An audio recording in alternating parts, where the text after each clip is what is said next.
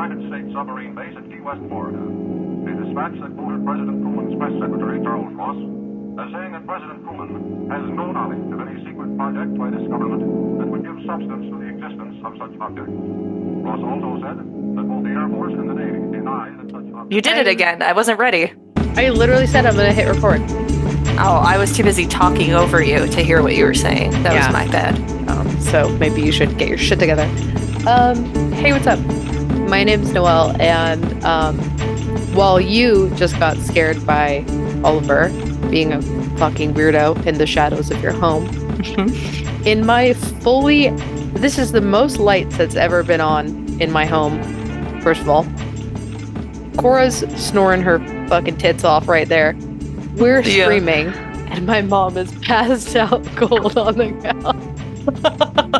Your mom is? Yeah. Why isn't she in your bed? Because she likes to sleep on the couch, man. Because she's a fucking That couch weirdo. Isn't like long enough for her, is it?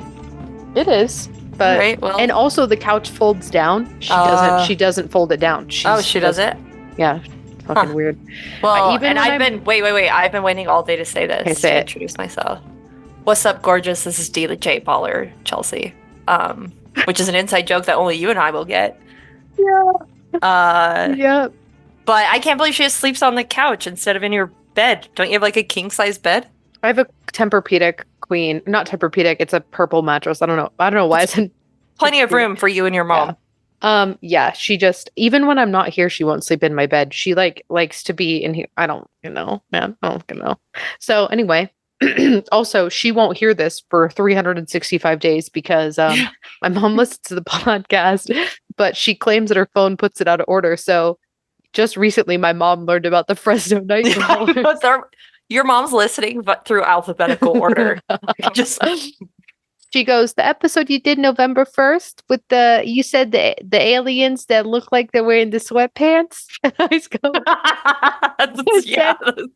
said, what? That happened so long ago. I didn't November 1st of 2022, bitch. Yeah. Oh my God. And she's like, the phone. It's the phone. My phone does it in the wrong way. And I'm like, what? Girl. Your mom is such a trip. What? So, hi, 2024, Amy. Nice to see you. Good.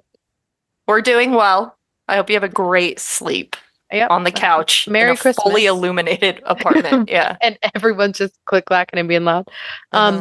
Speaking of trash from New York, we're talking about Times Square today. Well. You can say that about your mother. Your perfect, precious mom. Just kidding. I love my mom. But she is Long Island trash. So the sources for today's topic are... It's just Noelle's mom yelling at her. Actually, she had no idea about this. I gave her the SparkNotes version. She's like, what do you mean? So she even had no idea. But again, because she was stuck on Long Island. So the source for today's topic, the sources are the New York Almanac, the Times Square official website, the New York Times, and the Museum of New York City. Okay. Mm-hmm. Originally known as Longacre Square, after London's Carriage District, what we now know as Times Square, served as the early site for William H. Vanderbilt's American Horse Exchange. It was the biggest building on the block front of 50th Street from Broadway to 7th Avenue, stretching most of the way up to 51st Street. And as someone who's never been to New York, that almost means nothing to me, but I do know Times Square. Yeah. But you could put me in New York and be like, get to Times Square. And I'd be like, no idea. Well, I bet you'd figure it out eventually. Thanks for the address. Yeah, I would Google it, but... It's just supposed to say, this is the space. This is the space geographically. So. Okay. Vanderbilt. Okay.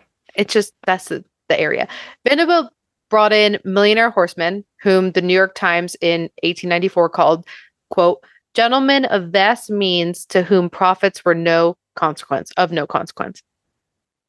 They wanted the horse exchange to be self-sustaining and be a reliable center for thoroughbred horse trading, apparently unlike the common horse selling scammers of the time. Also good to know that scamming has always been in fashion. And that rich guys would still just blow their money on the races. So. Yep. In the late 1880s, the Long Acre Square consisted of the American Horse Exchange, undeveloped land, and for lack of a better explanation, a few dull apartments. But the neighborhood began to change pretty rapidly. And you could argue it's because of the millionaire clientele that was coming in from the Vanderbilt Horse Exchange. This also brought in electricity in the form of streetlights, which turned these neighborhoods into overall safer areas to be in, walk in, hang out in. Electricity also brought illuminated signs and advertisements, adding to the allure of the growing neighborhood. New York's first rapid transit system, the Interborough Rapid Transit Company, the IRT, gave easy access to this part of the city. And the IRT jumped real estate in the area because business owners believed the increased foot traffic to the neighborhood would bring in massive profits. Makes sense. Makes a lot of sense. In 1896, a fire ripped through the American Horse Exchange, almost leveling it. I know, I'm so sorry. It's going to get worse. Why didn't you leave that out? Because sad, we have to know. Almost leveling it and killing about 60 of the 265 horses stabled there. It was said that 6,000 people crowded around the fire, which, like, this is such 1896 activity. Like, this massive, biggest building, like one of the biggest buildings on fire. And people are just like, oh, check that out, see? The fire of the century, yeah? Let's go. This is what happens when, like, your form of entertainment is actually just what you see with your fucking eyes. Mm-hmm. So 6,000 people crowded around the fire, and that crowd got so large that it began blocking horses from escaping. That makes me so mad. I know. They deserve the misery that they felt. The people, not the horses. The New York Times said that through the windows, quote, crazed animals could be seen dashing blindly about in terror. And no, it's just the people. Hey. Loose horses were recovered from all over Midtown. So Vanderbilt reconstructed the American Horse Exchange in 1897. But despite the popular belief that automobiles were unreliable, side note, wanted to add here a segment from the 1906 print of the New York Tribune where they said, quote, totally erroneous impression that the horse is going out of fashion. So despite those opinions and comments, automobiles became very in fashion and increasingly popular, especially to the upper class that was already in the area from the Vanderbilt American Horse Exchange. And it's ironic how the convenience of the car to the exchange, where they went to buy horses for travel, ended up being the match to light the end of popularity in carriage travel. It's not to the Amish, though. Yeah, not to the Amish, you know. They're still at it. Yeah. Keeping them in just business. Trying to prove them wrong. It seems like everyone at the time saw the opportunity in the square. And that's why former New York Times owner and publisher Adolph, how would you say that last name? Ochs? Ochs. Or Osh. Yeah. We'll never know. Jumped at the chance to build. Yeah, that's not the most problematic part of that guy's name. Nope. We need to worry about. So. Some would say you barely noticed the last name after that, following up that fucking act. So he jumped at the chance to build the Times Tower, which was the second tallest building in the city at the time. There's 2 stories. Wall. The wall. It was off the ground. Yeah. In January 1905, the Times finally moved into their new headquarters, built between Broadway and 7th Avenue and 42nd and 43rd Streets, which means something to Chelsea, but maybe something to someone, bringing with it the name change from Long Acre Square to Times Square. Hey. A rebrand. Hey, I'm walking here. That's stupid. By 1910, the Vanderbilt Group gave up on the horse exchange. Thank God. Yeah. And leased the entire site to Lee and J.J. Schubert for another theater in the Schubert's growing chain of theaters across New York.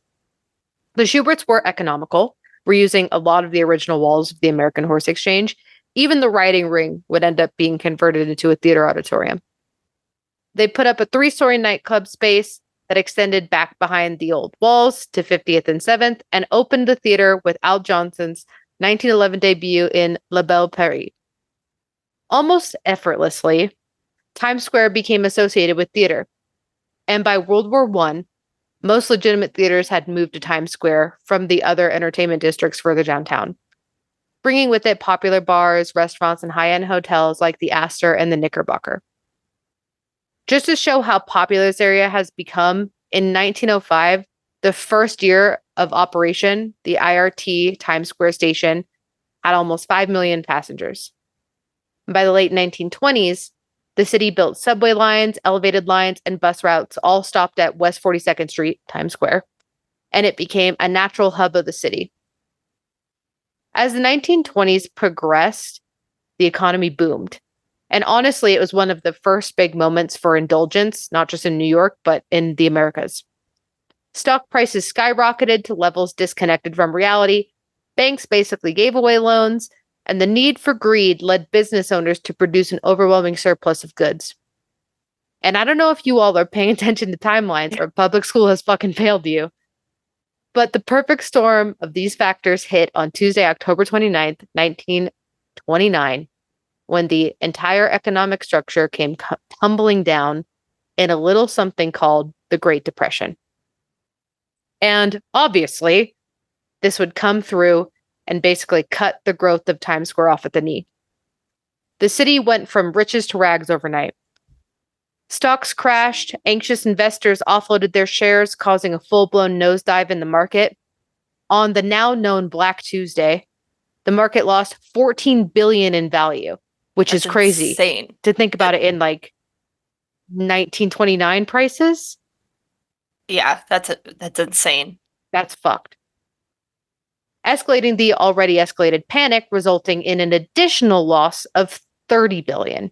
Yeah, I've heard like the stories of people who killed themselves, like on Black Tuesday, of men just like walking out of their business building. Exactly. Just over it. Could you? Oh my God. Yeah.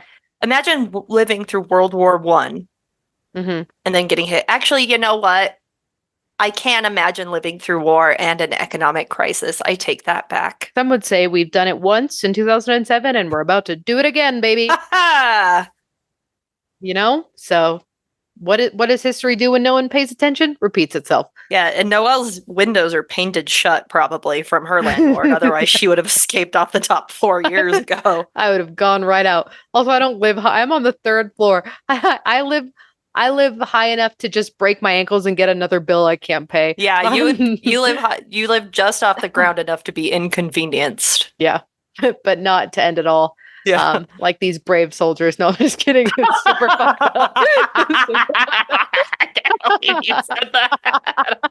I don't know, man. If I fucking peace love, if I was selling stocks and I literally caused Black Tuesday, I would fucking line dance all out the goddamn window too, dude. I would be like, ooh, man, I'm not going to. I lost the house. I lost the kids' college fund.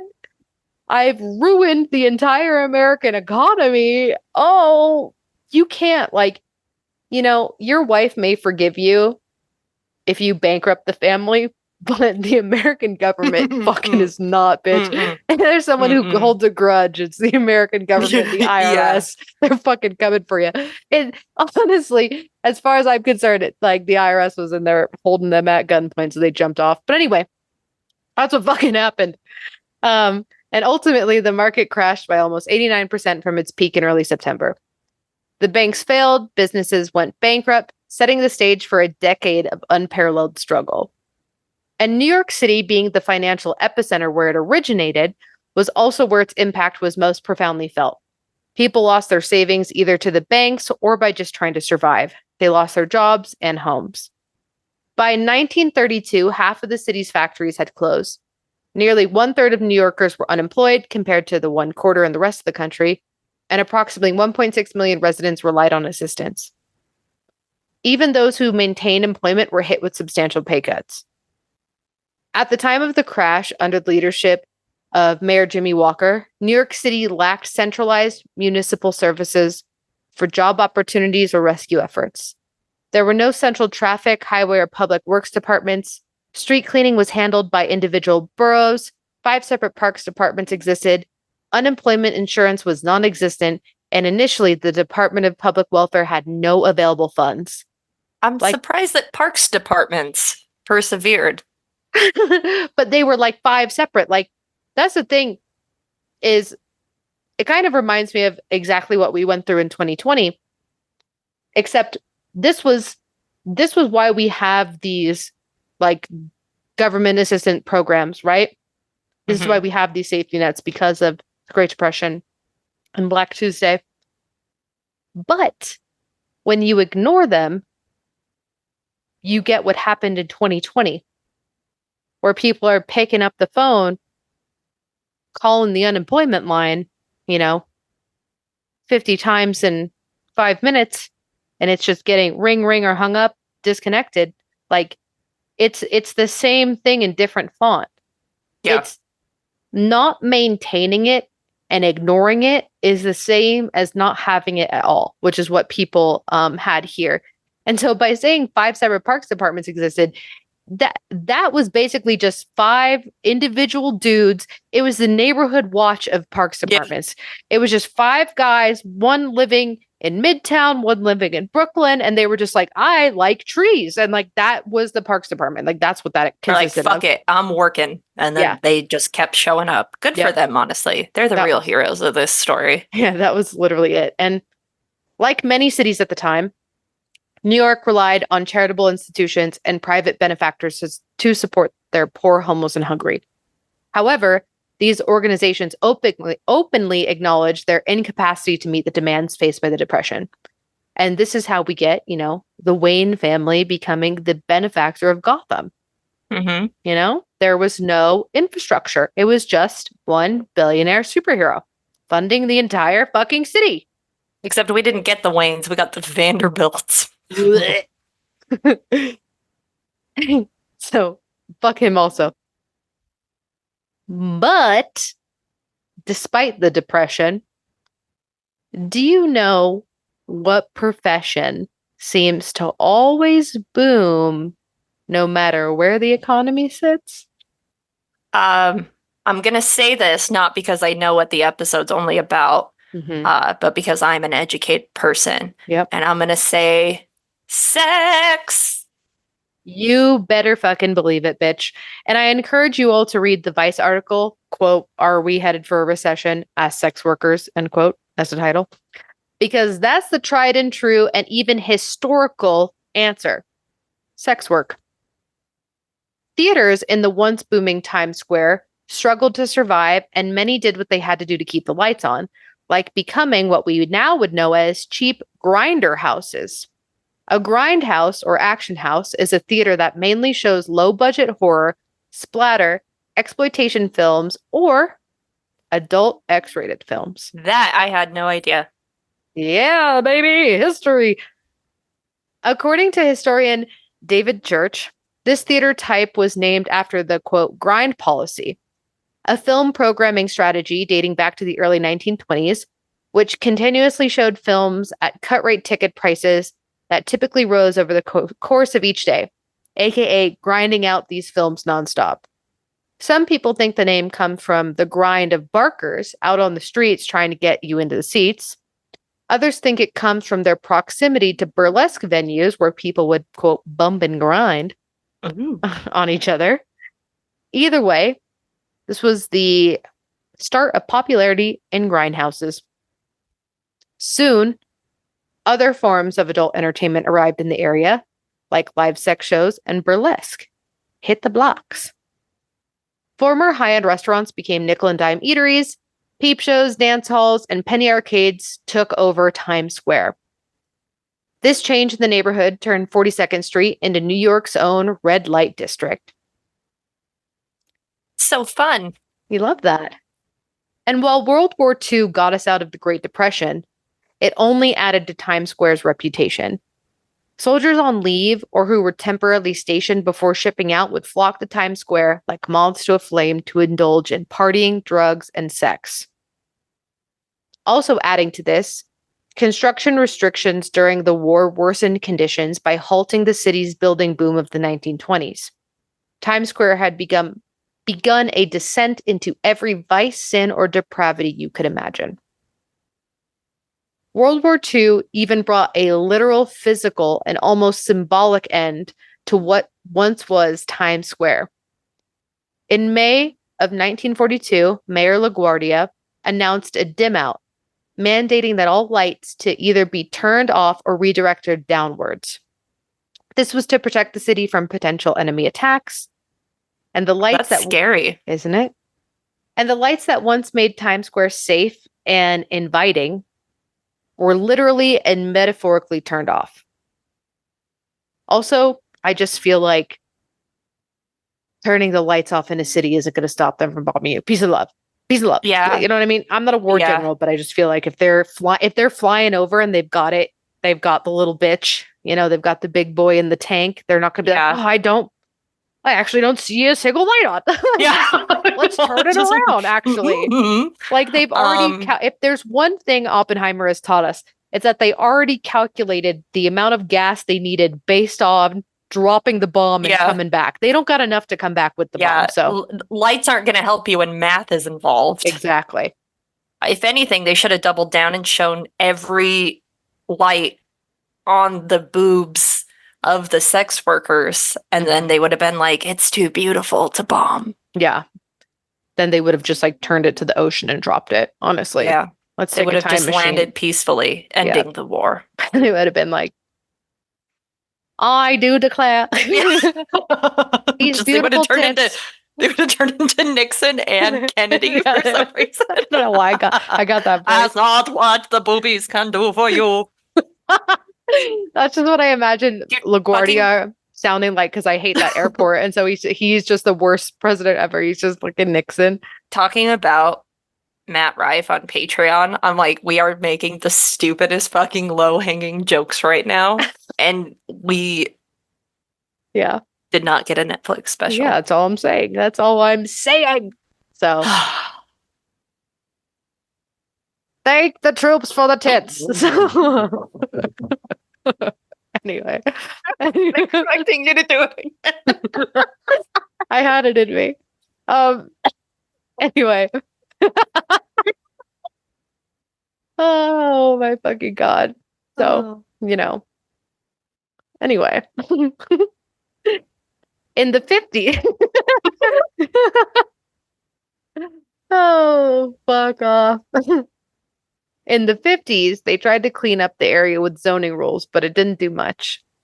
Then the 60s rolled in, bringing in more sex, more drug, and more rock and roll, baby. I cannot believe that it makes so much sense, but I can't believe that this, like, red light district essentially persevered into the 60s. Like, I would have thought that it would have been shut down by then, but it also makes so much sense because as a child, my thought of New York was essentially like the Warriors, where just street gangs were running around and like snapping at each other. Like, or Newsies even. I'm like, they hate the swang, boys. Dude,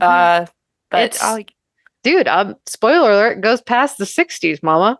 Yeah, that's wild that like the shit that happened from the Great Depression had that much of an impact on Times Square into probably our lifetime, because I'm pretty sure it took until like the 90s, like super 80s, going.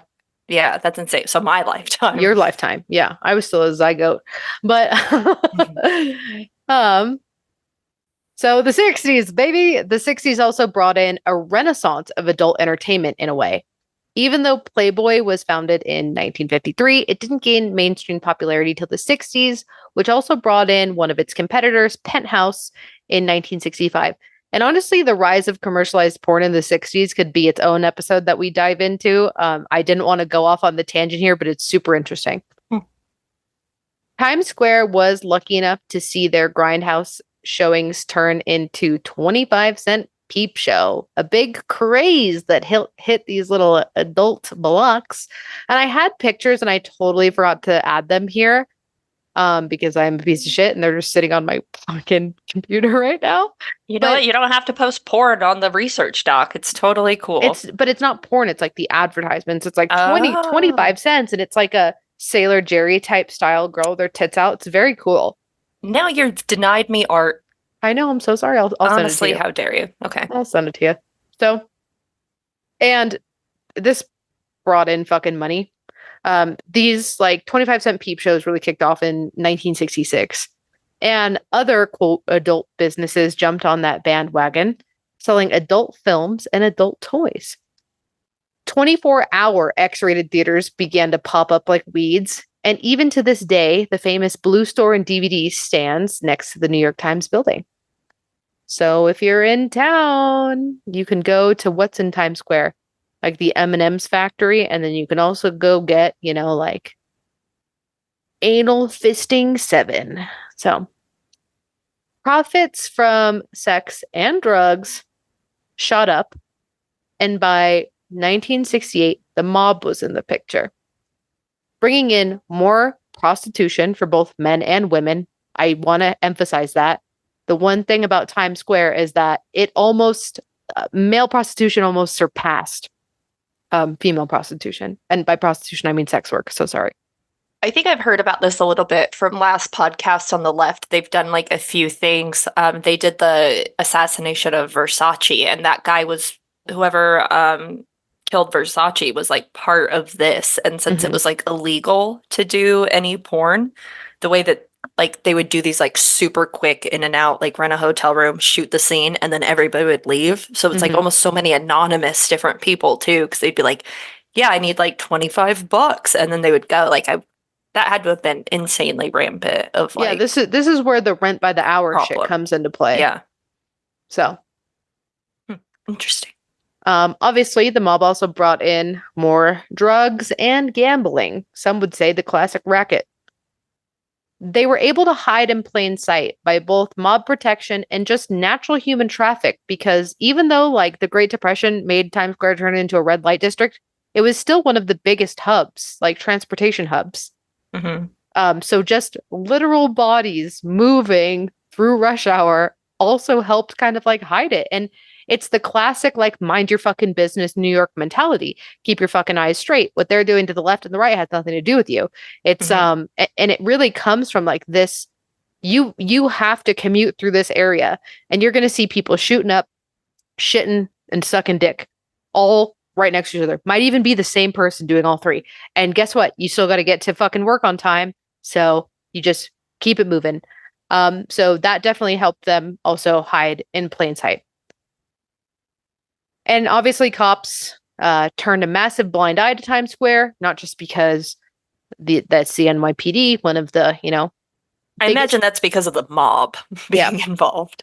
Half the mob, half NYPD being like one, only second to the LAPD as far as police departments turned gangs. And also probably the best customers. Yeah, probably good customers, honestly, return customers. And also, one of the things that, speaking of last podcast on the left that Marcus has talked about before, it's one of the like, quote unquote, lesser dead areas. This is a high rate of sex work, and this is a high rate of POC sex workers. So guess what? Cops don't care about them. And that just, that is what it is.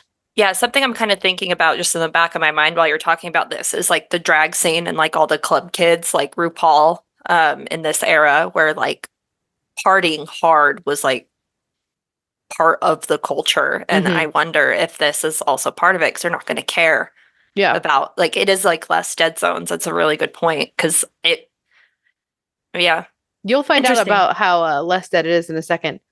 So fast forward to the late 70s and Times Square was breaking records for felony and crime complaints. So also a note here, the CUNY researchers estimated that the weekly gross profits of peep shows ranged from $74,000 to $106,000 in 1978, which is a lot in today's money. So anyway, that's just 25 cents a piece. So like imagine how many fucking, it's crazy. They're getting feet in the door. Yep, big time. So dicks in the hole. Dicks in the hole. That was bad. Dicks in the hallway, dicks in the seats. So anyway, back to crime. Like we said, lesser dead area. It should be no surprise to hear that Richard Cottingham, aka the Times Square Killer, aka the New York Ripper, aka the Torso Killer, was able to rape and murder at least 18 young women and girls between 1967 and 1980 when he was finally caught.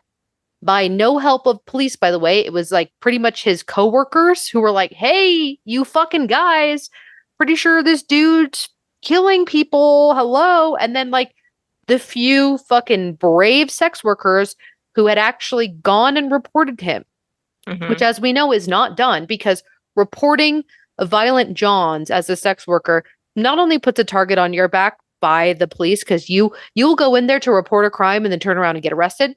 Yeah. But it also puts a target on your back because you could be potentially detracting business from the area. So it's like, yeah, it's just not a safe thing to do. So there were a few who like actually came out and were like, this is insane. And it was those people who had been screaming about him for years that finally got him fucking caught. And yep, he was doing this mostly in Times Square during the peak of the red light district, if you will. In 1981, Rolling Stone dubbed West 42nd Street the, quote, sleaziest block in America. And that's when Noelle's mom moved in. Yeah, just kidding. Sorry, Amy.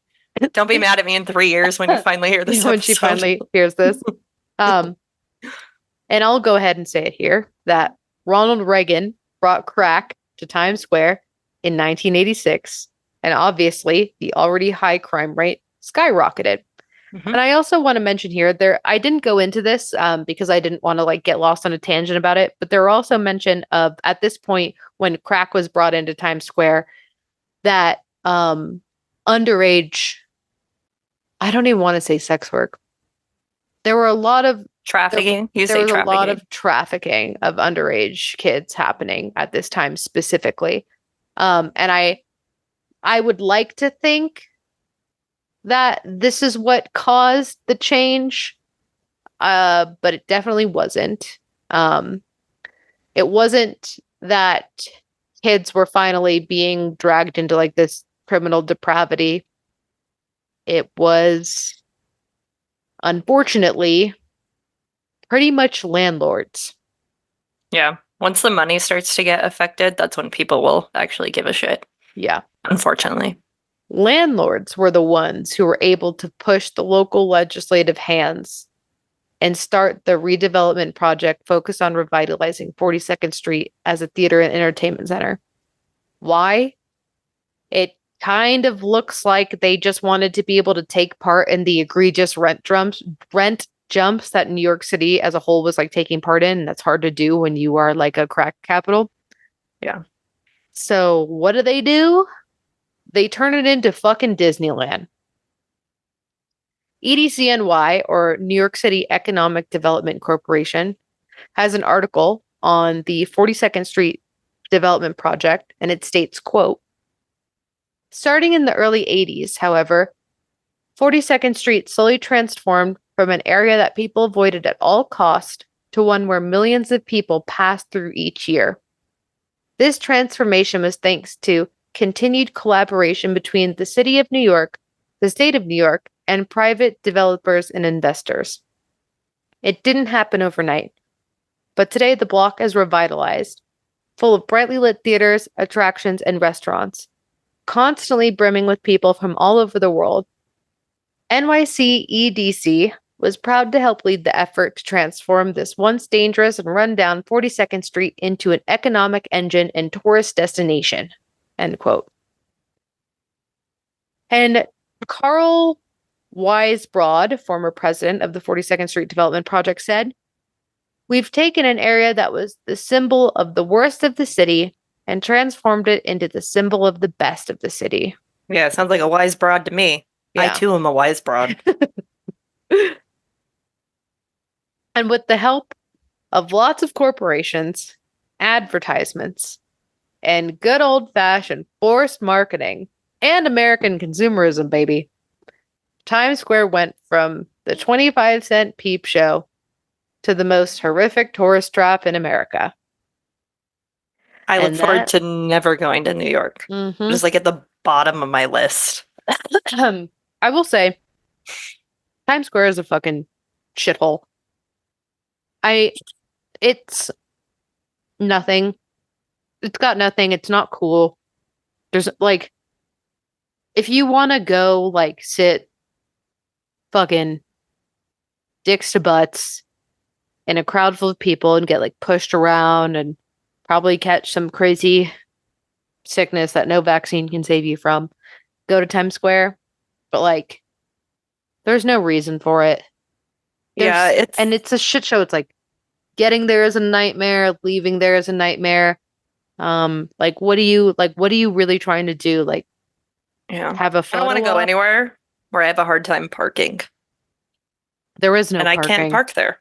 There's no parking. So yeah, that is Times Square. And I think it's interesting, even like, my mom being born and raised in New York, unfortunately Long Island, but still, it's like how honestly good this whole marketing ploy was for the reinvigoration of 42nd Street, Times Square.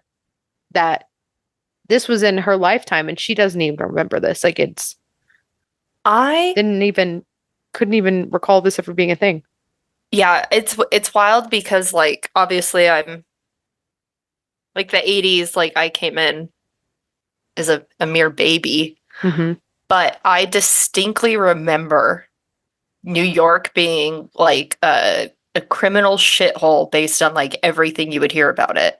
And then yeah, one day it was just like cleaned up.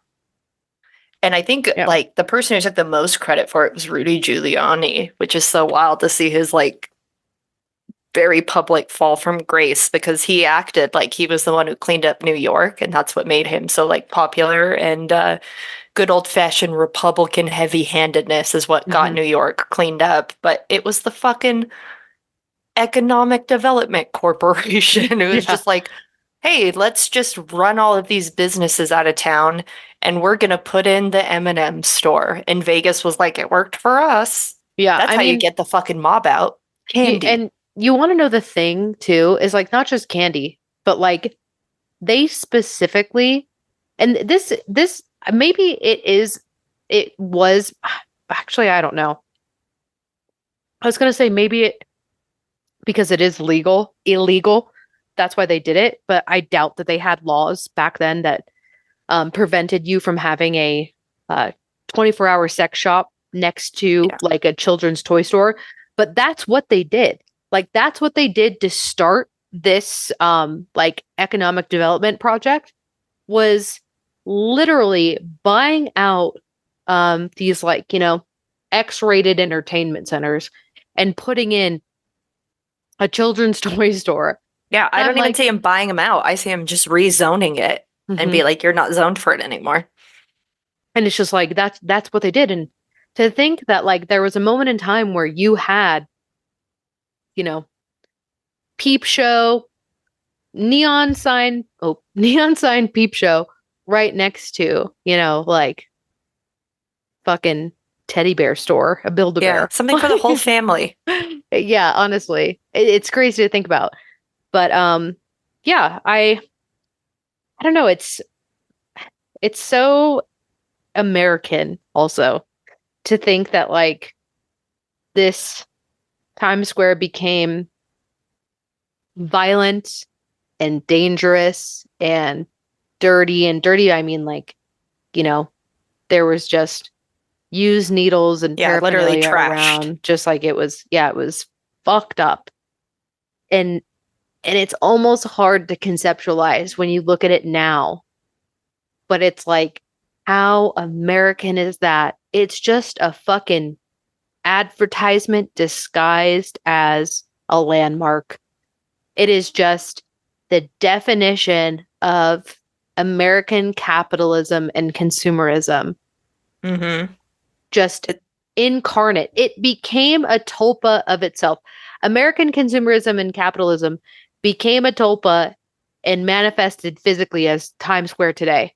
And Yeah, it only makes sense that it came from the rotting bowels of what it was. yeah, it's just they slapped some frosting on it, made it better than what it was. Because I think like that's even the tea of it too, is if you peel back, it's still there. Yeah, there's still the less dead. The New York cops still don't like cops everywhere still don't give a shit about the less dead. Yeah. You see, even now when it's like, what is it called? Like the missing white girl syndrome or whatever, or I mean, we still see it, and like, I don't know, man. If I can't fucking park there, there's no appeal to me. I don't understand. I don't Yeah. even go to certain places if there's only, I don't go to Main Street in Salt Lake because I don't want to parallel park. Yeah. It's not for me. It's not for my people. I Mhm. come from a very long lineage of refusing to be inconvenienced princesses. Mhm.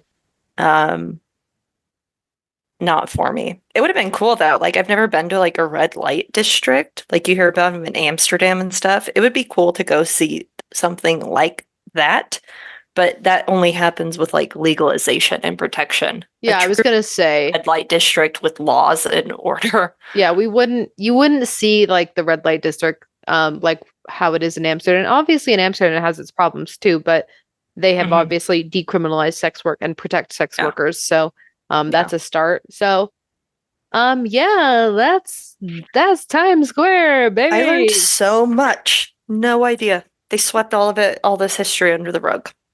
Yeah, it's actually like hard to find the history, and that's where like all of the sources are actual, like the literal New York Almanac. Girl, you know what I mean? I know. When you said that, I was immediately flashed back to the Great Almanac War that we talked about last time. Yeah.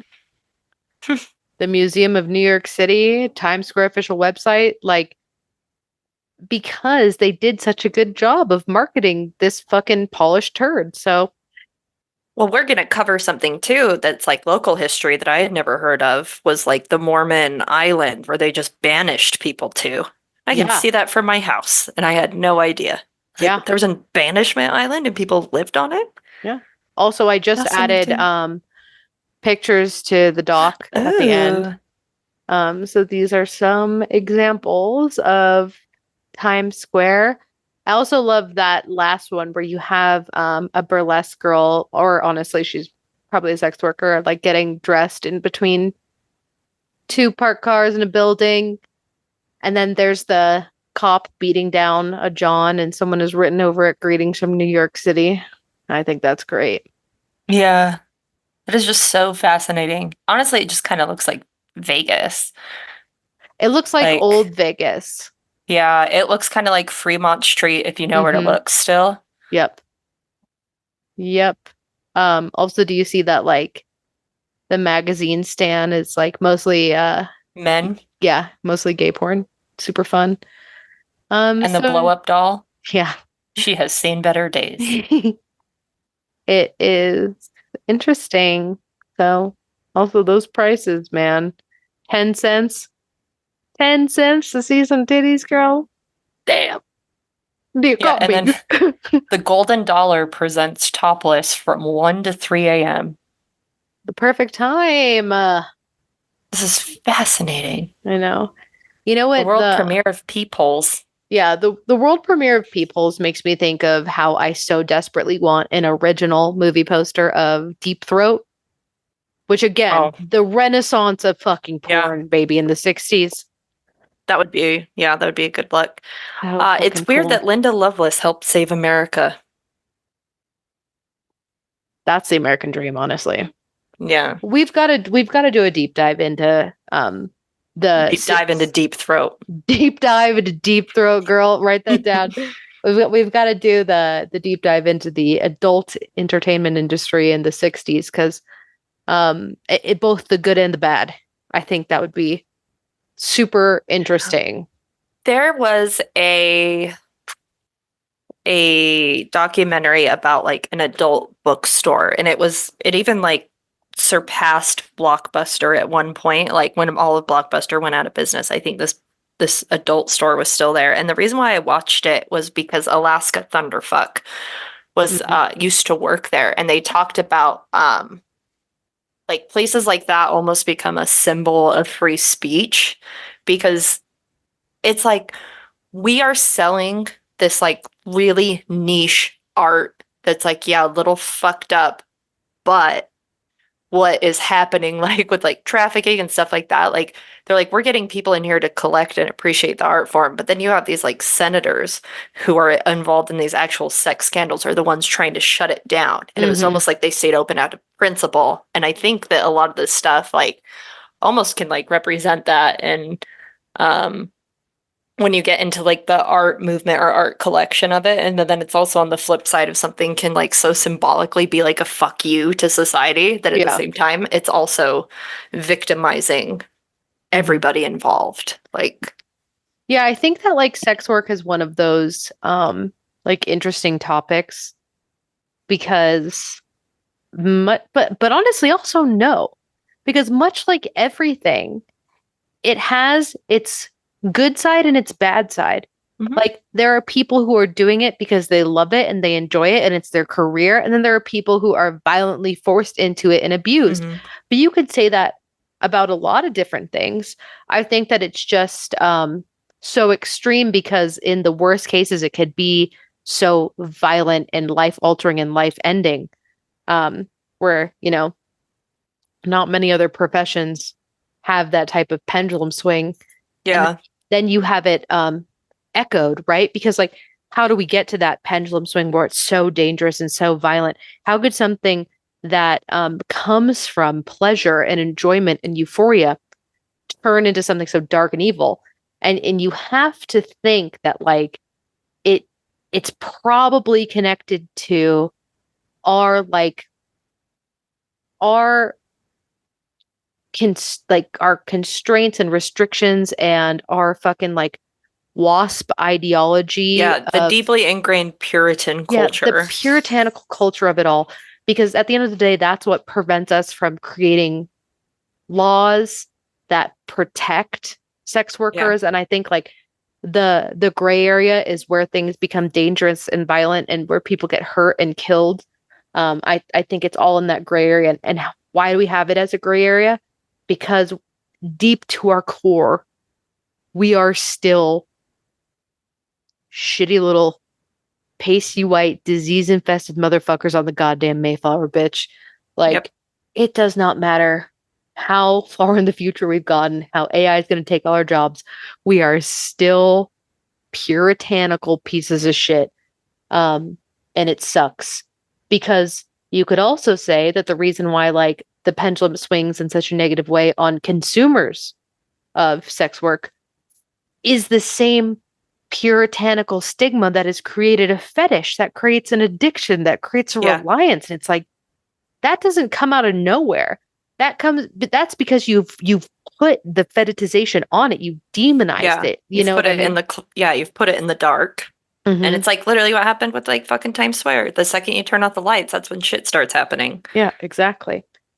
And it's like, it's so silly to think that like this, honestly, time-honored tradition of sex work that has been consistent and constant since, you know, humans could smash genitals together, that we're just like, oh, if we just like don't fucking talk about it. Like, you know, if we just like, we have an abstinence only ideology to it. And it's like, that's why we are, you know, that's why talking about child sex trafficking is a dinner time conversation of politics, because we've allowed it to fester and rot into that, you know? And it's just crazy. It's crazy. It's fucking crazy, man. And like, that's not to say legalizing it and putting protections doesn't stop that shit from happening. It obviously, like, that shit's obviously happens, but I don't think it would be happening as at the extreme.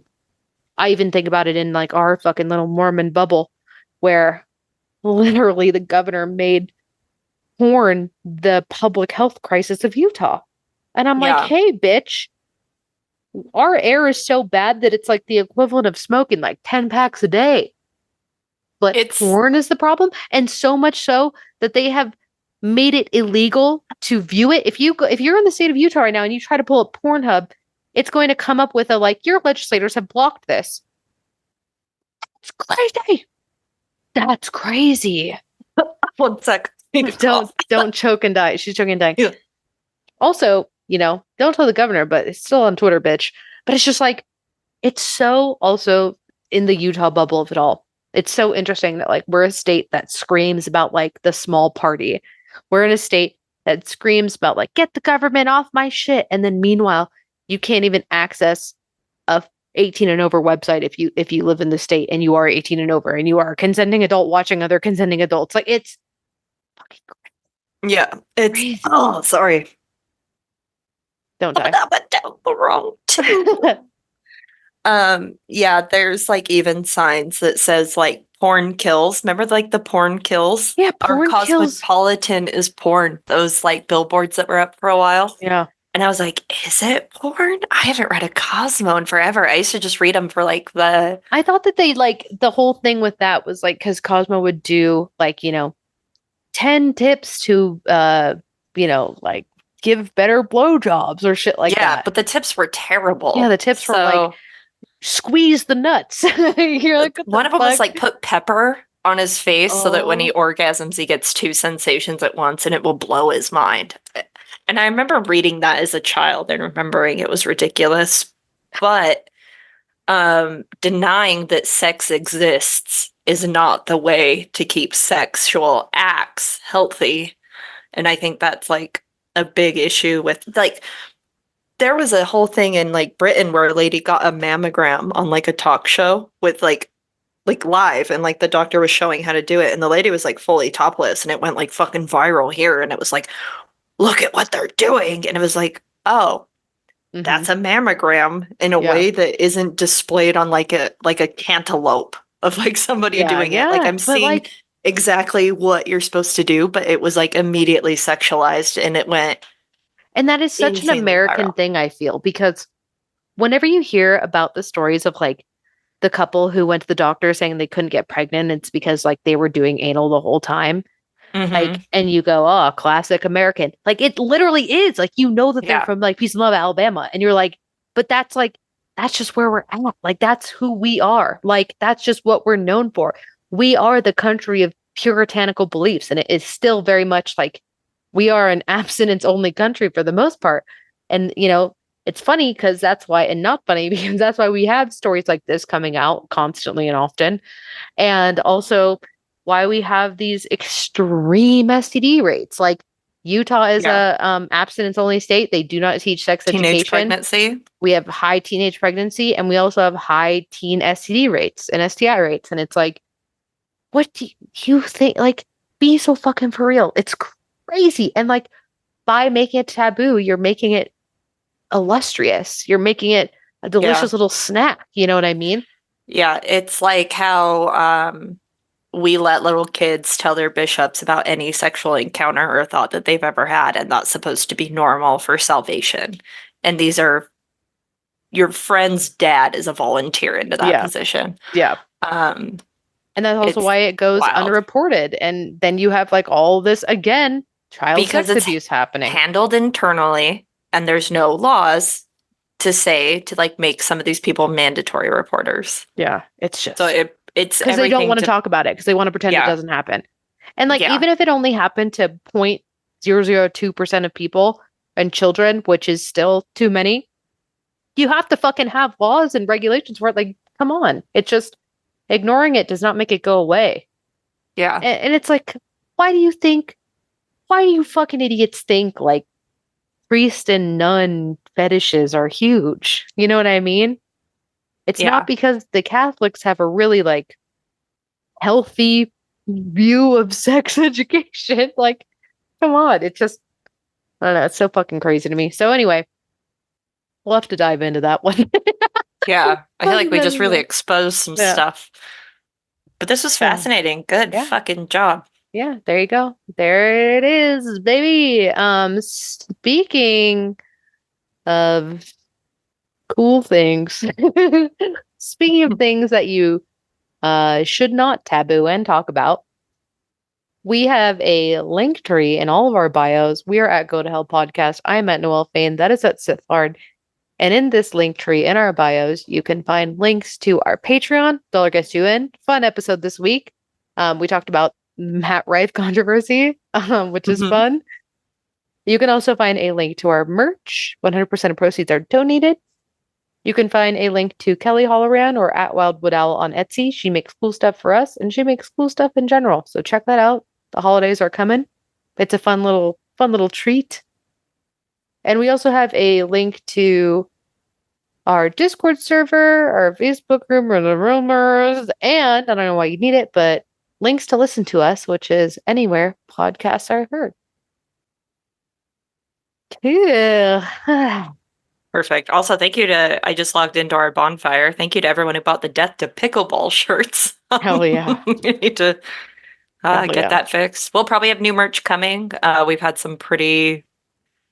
Yeah. Noelle just needs to find me fonts because you're such a font hag that I just don't even try anymore. If you have fonts that you like, let us know. You know who doesn't hassle me for fonts? And you know who would honestly like probably choose good fonts too, that would be like, oh, you're so right, that's a really great font. It's totally not chuggy and cringe. Thank you. Would be the one and the only Hail Satan. That's who gets it. You know what I mean? That's who understands the plight of choosing a font. Specifically a font that's free. I'm gonna go with Hail, the lady who is taking care of all the dogs in Salt Lake right now, and especially the one that you found. Hail her.